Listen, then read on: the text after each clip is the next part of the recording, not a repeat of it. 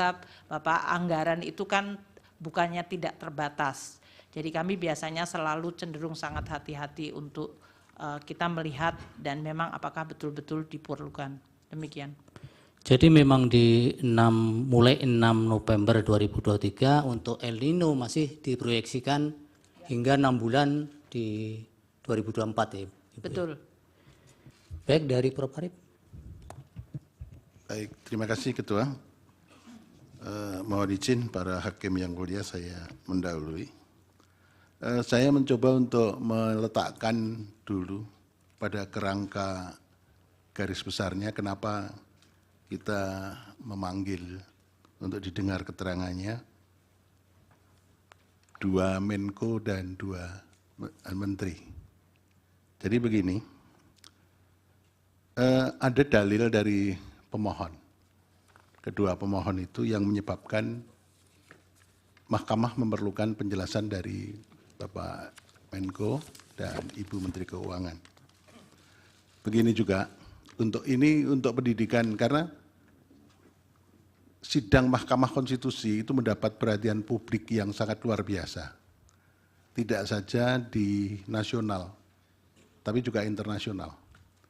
Saya pada waktu terakhir ditugaskan Mahkamah Konstitusi ke Venice, itu ada pertemuan Biro MK Sedunia, saya hadir di sana. Para ketua asosiasi MK yang hadir di situ dari seluruh dunia, benua-benua itu mewakili benua-benua, menanyakan kepada saya mengenai Pilpres dan Pileg di Indonesia.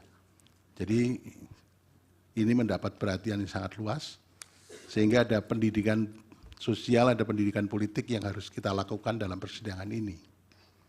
Oleh karena itu, perlu saya sampaikan ada payung yang harus saya sampaikan atau kerangka yang harus kita sampaikan dulu. Kehadiran Bapak Menko dan Ibu Menteri ini kenapa tidak disumpah? Mungkin ada pertanyaan itu. Beliau itu tidak disumpah karena sumpah jabatan yang dilakukan di istana pada waktu dilantik menjadi menteri melekat sampai pada waktu memberikan keterangan di persidangan ini. Jadi Bapak Menko dan Ibu Menteri itu memberikan keterangan di sini di bawah sumpah di pengadilan.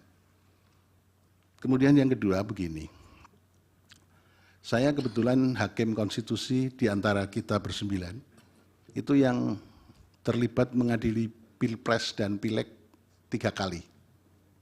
Jadi saya mempunyai pemahaman yang agak komprehensif, mendalam. Pilpres kali ini lebih hiruk pikuk. Pilpres kali ini diikuti dengan beberapa hal yang sangat spesifik yang berbeda dengan Pilpres 2014 dan Pilpres 2019. Ada pelanggaran etik yang dilakukan di Mahkamah Konstitusi, dilakukan di KPU, dan banyak lagi yang menyebabkan hiruk pikuk itu.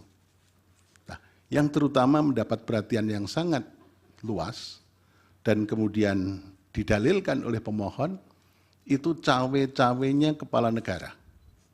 Nah, cawe-cawenya kepala negara ini, Mahkamah sebetulnya juga kita memanggil kepala negara, Presiden Republik Indonesia. Kelihatannya kan kurang elok. Karena Presiden sekaligus kepala negara dan kepala pemerintahan. Kalau hanya sekedar kepala pemerintahan akan kita hadirkan di persidangan ini. Tapi karena Presiden sebagai kepala negara, simbol negara yang harus kita junjung tinggi oleh semua stakeholder, maka kita memanggil para pembantunya. Dan pembantunya ini yang berkaitan dengan dalil pemohon. Kenapa kita panggil? Itu karena begini. Dalil pemohon mengatakan keberpihakan lembaga kepresidenan dan dukungan Presiden Joko Widodo dalam Pilpres. Nah, itu kemudian memunculkan beberapa hal. Satu, cawe-cawe yang sudah saya sebutkan tadi. Kemudian keterlibatan ASN, TNI, Polri yang tidak netral. Ada sangkaan, dugaan PJ Gubernur, Bupati, Wali Kota yang PJ itu juga ikut bermain di situ. Ini sangkaan atau dugaan yang perlu dibuktikan di persidangan ini. Kemudian ada peran serta lurah kepala desa juga yang ikut cawe-cawe ikut menggalang massa, dan kemudian bansos yang dianggap mempunyai korelasi dengan elektoral. Tapi ternyata dari berbagai diskusi, bansos itu elektoral lebih berkaitan, dalam persidangan ini muncul, lebih berkaitan dengan elektoral pada pileg legislatif. Nah ini mungkin Pak Erlangga nanti bisa. Jadi yang partai yang naik pesat suaranya adalah Golkar. Nah ini yang mungkin nanti bisa direspon. Ya. Dari situ kita begini. Yang pertama perlu saya sampaikan, kita itu untuk menjadi pelajaran kita bersama, saya tidak menggurui Bapak Menko, Ibu Menteri Keuangan, dan semua pihak, saya tidak punya pretensi menggurui. Saya akan mengatakan begini, teori yang saya kembangkan, negara Indonesia itu adalah negara yang religious welfare state. Sementara orang Indonesia baru mengatakan Indonesia negara welfare state.